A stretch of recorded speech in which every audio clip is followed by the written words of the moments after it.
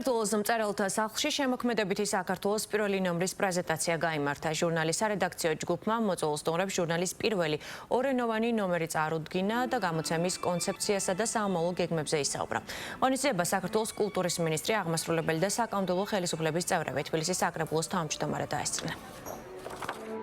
მინდა მიულოცო მთელ შემოქმედებით საქართველოს კოლექტივს. ამ შემთხვევაში გულისხმობ სიფ შემოქმედებით საქართველოს. ფიქრობ, რომ არაჩვეულებრივი პროექტია მართლა, რომელიც გააერთიანებს მთელი საქართველოს სახელოვნებო სივრცეს, კრიტიკას, ჟურნალისტიკას და ვფიქრობ, რომ კიდე არაერთ საინტერესო აღმოჩენას გააკეთებს ეს ჟურნალი. თავდაპირველად, როდესაც გავიცანის პროექტს, მივხვდით, რომ ეს იქნებოდა ისეთი ჟურნალი, რომელიც მოგცემდა საშუალებას უფრო გაგვემყარებინა კულტურული მემკვიდრეობა, ამავდროულად გაგვეცოცხლებინა ადამიანური ისტორიები და ჩვენთვის მნიშვნელოვანი იყო ეს ყოველივე. შემოქმედებითი საქართველო არის ჟურნალი კულტურისა და ხელოვნების შესახებ.